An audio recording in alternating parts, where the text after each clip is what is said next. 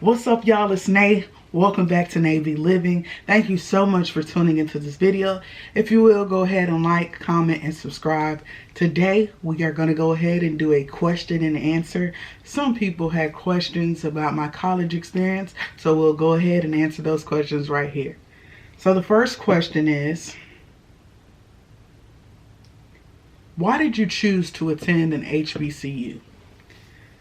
So, for those of you all who do not know, a HBCU is short for Historically Black College or University, right? And then you have PWIs, which is predominantly white institutions. So, just to give you an example of what those look like, a HBCU would be FAMU, a PWI would be like FSU, okay? So I chose to go to an HBCU. Well, one, I felt like I grew up in predominantly white schools already, right? From K through 12, I went to public schools with mostly Caucasian students, if you will. So I felt like I needed to know my people more. Now, although I went to schools, like public schools, right? I wasn't always at the top of my class. I struggled in school, so I really didn't think I was going to be going to college. I really didn't know. Didn't know if I wanted to go to military, to college, you know, but I know that my parents really wanted me to go to college. And my oldest brother, he was already in college. My mother and my aunt graduated from Florida A&M FAMU as well, right? So I had a lot of inspiration behind me. And I visited FAMU when I was younger. My brother, again, he's older than me, like 6 years. So when I was in 7th grade, he was starting his freshman year in college. So we went to homecoming every year from then on, right? So I kind of figured, like, if I go to college, then it will most likely be an HBCU. I just wanted to be around black people who thought like me. You know, we're like-minded. We all are goal-oriented. We all want to make it out here and be professionals in life. So I want to go to a school with majority of the professors are going to look like me, because we can probably relate to each other. And I'm glad I did, right? So I had a great experience there, which leads me to my second question. Someone asked, how was your college experience? Well, my college experience was amazing. I wouldn't trade it for anything in the world. And when I say amazing, I mean, one, I was already at an HBCU, right? So you could just relate to the students more. It was so many events that took place. And one of the things that shocked me, and I'm sad that this shocked me, but it did, on Sundays, you gonna see black people in church that go to your school. It was just amazing to see that. Like, wow, we really grew up with a black background. You know what I'm saying? Like, we all going to church together and we going to school together. It's crazy. So it was the events. It was just the atmosphere. So that was really what made my college experience. And then, like, we used to do spring breaks together. There were so many events on campus. And even when there wasn't an event, people were always at your house just trying to, you know, turn up, vibe, do whatever. It was a great experience. I would say that I miss it. I truly do miss college. Like, that was a great experience. And so that leads me to my next question. What advice would you give any incoming student? What I would say is, make sure you give your school a chance. Whether you choose a HBCU, a PWI, wherever you decide to go, give the school a chance. And what I mean when I say that is, put yourself out there to get to know people, right? Don't sit in your room, be in the dorm all day. I don't care if you're antisocial. I'm antisocial. So you have to kind of get out of those habits of being in your own space. Get out there to know people, because some of these people, believe it or not, they're going to be your coworkers, bosses. You just never know who you're going to cross later on in life or who you will need. And I would say that is the biggest blessing of them all. Every job I've had has came because somebody went to FAMU. If that makes sense. Like, I knew somebody who went to FAMU. I built a connection with them. I networked with them. And then they were able to tell me about jobs and careers that are hiring. So that's one of the great benefits you get from putting yourself out there to meet other people. The next benefit is You get to build friendships with people, long lasting friendships, right? This is not high school. High school, you have those friends, and then after high school, y'all may not talk again. College, you're going to speak to those people again, and maybe for the rest of your life. That's one of the benefits that I truly cherish the most. Is like everybody who I met at FAMU, I still keep in contact to this day with. So I know people from different states, different cities. People are always asking, hey, you want to come visit? You want to travel? You want to take a trip? So build those friendships, those lasting friendships. And there's over about 20,000 students on campus. So you're going to find people who like what you like. Don't ever think like, oh, everybody's different or nobody is into the same thing as me. No, that's false. Over all them students, you thinking all of them, none of them you can communicate with, none of them you can relate to. No, you just have to put yourself out there and find your group. You know, when you come in as a freshman, don't hang around the people you came from home with. Find some new friends. It's time to venture out. You and your friends from high school may be two completely different people, and you don't realize it until you meet other people. You realize, man, I have more in common with this person than the people I did back at home with. And a lot of those people from back home, I'm not going to hold you. Especially if you're starting in the summer. When you come in the fall, some of them students aren't even going to be there anymore, you know. So a lot of those students get sent back home, and you may be there to stay. So that's another reason why you shouldn't always just surround yourself with people back at home. So those are two of the great things. And then the third one is, what advice? I would say join organizations, people. Join organizations. Do not come up to college and just leave with nothing. Of course, that's cool. Everybody don't want to be a part of anything, but there's over 100 organizations at FAMU. That's what I could speak on because that's where I went. It's over 100 organizations out there, and you don't want to join anything. It doesn't even have to be Greek. You don't have to join a fraternity or a sorority. You could join a business fraternity or a law fraternity. Those are different than the Greek Divine Nine. It's different. So put yourself out there. And even if you don't want to join those type of fraternities or sororities either, try to join. Like, they have sisters, they have NAACP, they have the gospel choir. There's so many more organizations out there for you to join. So join something, build those bonds, because you may run into somebody who thinks and have the same desires as you. Then when you graduate, y'all can link up, plan trips, go wherever. You know, it's about the experience. You have to put yourself out there to have the better experience. Don't expect for everything to come to you. That's not how it's gonna happen. I'm sorry. That's just not how it's gonna happen. Everybody not gonna come up to you and just, hey, how are you? Da da da da. No, you have to look friendly, approach. Hey, what up? Da da da da. So the best way to do that, y'all, orientation. Now, I already know it's the summer, so some of the orientations have already passed. But if you have not went to orientation yet, when you go to orientation, I'm challenging you. Come back with 50 numbers. It's not hard. It is not hard. A lot of people be like, man, that's a lot of numbers. No, everybody's excited just like you're excited. Y'all are freshmen. Y'all are going to try to link up anyway because of all the events going on throughout the week. Some of y'all are even in the same dorm rooms. So nobody really want to go to sleep during orientation week. It's always something to do, something going on campus. So put yourself out there. Even if it's your roommate, y'all sharing a dorm for a week. Y'all sharing a dorm for a week. That could be a roommate, right? Go ahead, get your roommate. Hey, what's your Instagram? I need to follow you after we leave orientation, you know, so we can link up later on, you know. Or I can keep in contact with you over the summer. So when we start in the fall, we already friends. So yeah, put yourself out there. Go ahead, build your network up. Meet 50 people. Put them in your number. Put them in your phone number. Lock them up, and make sure you keep in contact with them people before August. Don't let this week be the last week you hitting them people up. Like, I got your number, but now we ain't talking until school start. No. That's not how it works. Hit them up. Hey, you made it back home safe? Oh, okay, just checking. I'm going to add you to a FaceTime group me with Sasha, Ken, and Leo. We all met. Now we go ahead and go have our own little FaceTime. Because, let me tell you something. We didn't have FaceTime. We had it. But we didn't have that group FaceTime message. Y'all know what I'm talking about, when you can add like 5, 6, 7, 8 people to a group. We didn't have that in college. So y'all have that. Use it up. So, those are the 3 things I would say as far as advice with networking and meeting people.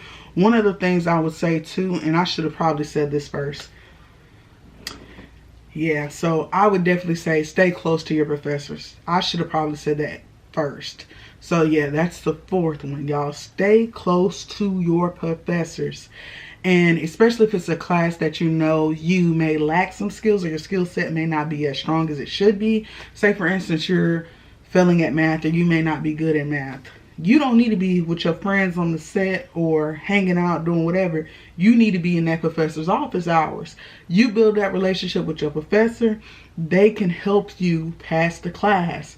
They're going to sit down with you. They're going to go over those problems that you're struggling with and having problems with, and they're going to teach you how to do them. And it's a one-on-one class. Just say that. You go to their office hours is like a one-on-one with your teacher. They're helping you. You're understanding now. You can go home, study, and you most likely will pass that class. So make sure you build that bond and relationship with your teachers. And even if you don't, build it with your professors. Because every professor, I'm speaking on my experience. I wasn't close with all of them. So the other ways that helped me out is building my connections with people. Build your connections with your peers, especially if y'all in the same class together. Oh, y'all linking up tonight in the library? I'm going to be right there with you. Can I link up with y'all? Because y'all going to the library. That's what you do. That's how you pass classes, y'all. Link up with your peers. Y'all help each other out. And then y'all can pass the class. Study together. There's nights where I was in the library till like 4 in the morning. I'm not even lying.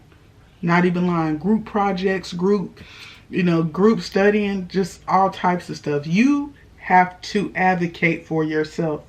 Nobody else is going to do it for you. And you don't want to get left behind. Because if you don't graduate on time, people are going to be talking about you. I'm just being honest. And you at an HBCU. So make sure you graduate on time.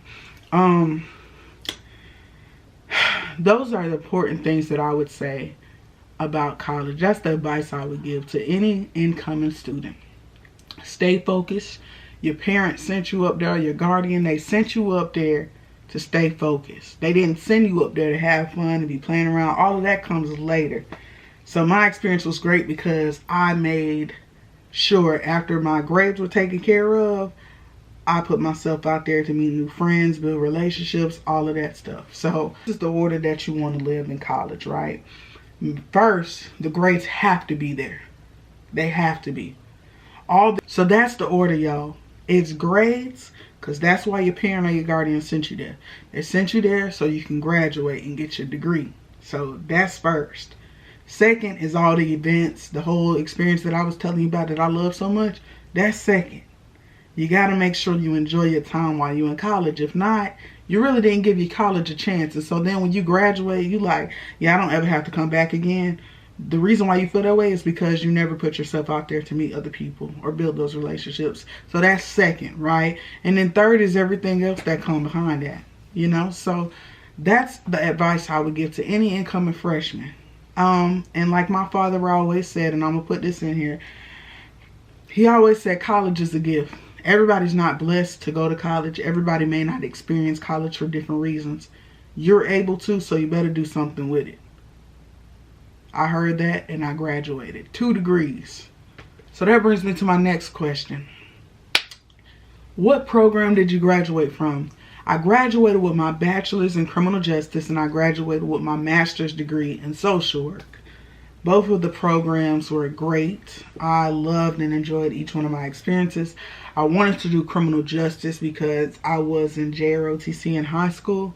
So I always felt like there's a bit of action. I hate to say that word, but yeah, I love to be active in the field. I love, the whole disciplinary part, if you will. So that is what I admired the most. And so I was like, let me go check out criminal justice, because you got to be disciplined. I don't mind wearing uniforms. I think it's pretty cool, you know, how they look in the uniforms and stuff like that. So I was just like, let me try out criminal justice. And I always thought I was going to be like an FBI agent. Absolutely not. I tried it. Tried all of it. You can have that. But I loved my experience though, and I'm happy that if I do want to work or decide to go into criminal justice, I have that to back me up. So next, and I always thought I was gonna work for DJJ, because I love working with children. I love being active and involved in the community and working with teenagers and stuff. But DJJ is something else. It's something else. So then I decided to get my master's. Right? And so I was like, man, what would I get my master's in? So I had these internships. I said these internships. I had an internship. Livingstone's International, shout out to you all. They deal with a lot of children whose parents have been incarcerated. Well, what we would do there is go to prison visits, talk to those parents, get the kids' information, and then we would call, you know, whoever had the kid at the time. We would call them up, hey, such and such would like to know if little Johnny can come visit him in prison. We set up a whole trip. So we go to the prison about 10, 15, 20 kids. Take them to the prison. We do little activities with them there, like drawing with their parent, their incarcerated parent. Take pictures with them, feed them hot dogs, hamburgers. So it was like a whole day event for these kids to visit their family. So while doing that, anytime you have an internship, you're going to have like a field, what is it called? It's crazy because I just had an intern. What did she call me? Task supervisor. You have a task supervisor, right? And so that person is like your go-to. Every day they're going to tell you what you need to do on your internship, how many hours you need to have before your internship is complete, and so forth. So that person asked me, she was like, what are you planning on going to school for your master's degree? I was like, yeah, but I don't really know what I want to do. And she was like, what are you good at? I said, I'm good with kids. I like talking to them, you know. I want to make sure they have everything that they need as far as like housing, clothes, shoes, whatever I can help a kid out with, that's what I want to do. And then I said, I also would love to have my own teen center one day. And so she was like, really? Okay, it seems like you would like social work, but like on a macro level. So I was like, macro social work, what is that? So macro is just the bigger spectrum of things. It's those people who have like nonprofit organizations, those people who have community centers. A lot of them could have majored in social work. The other part of social work, which is the micro level, is the client work. Like you have clients, they're coming to you about a certain problem, and it's more clinical based. So yeah, I decided to go to FAMU's program for the macro level social work. And I truly enjoyed my experience. It was 2 years. Y'all, college goes by so fast. That's one thing they don't tell you. It's kind of like high school. High school, you start up your freshman year, you're like, oh, okay. But then as soon as your senior year hit, you like, oh, this wasn't that bad. So college is the same, but college feels like more speed. Like it goes by faster. And I feel like it goes that way because there's so much going on that you're not even thinking about the time. You're just happy and living in the moment. So yeah, those were the two. I know I kind of got off subject a little bit, but those are the two programs that I graduated from. Yeah, let's go to the next question. Next question is, rate your college experience. Honestly, my college experience is off the charts. I can't even lie to you. And I don't want to be one of the people that, oh, you just saying that, you just... No, it really is. I can't even explain it to you all, but y'all gonna know because these story times, they still coming out. I already told y'all I tore my ACL at the club. I was in college, you know, so the stories only get better. But yeah, I would definitely say my college experience was amazing. I'm talking about from the first day to spring breaks, to Christmas holidays, Thanksgiving holidays, to the last day, to graduation. It was just a great experience. Oh, and I'm so grateful. And I think my experience was even better because I wasn't the only one from my family there at the time. I had my older brother. My oldest, he was gone because he had graduated. but my middle brother and I, we were still there. And then we had twin cousins to come behind us. Oh, and then a cousin came with me. So that's already, what, 5 people right there. And then we had 3 or 4 cousins to come after that. So we were all in college around the same time. So our experience was great. Hands down, our experience is great. Everybody's at the house. We had an apartment. Everybody's just come through, slide by. We had a kickback house, y'all. I could also tell some story times about that. But thank you all so much for tuning into this video. If you made it to the end, please go ahead, like, comment, and subscribe. It's more content on the way, people. More content. Thank you so much. God bless. Until next time.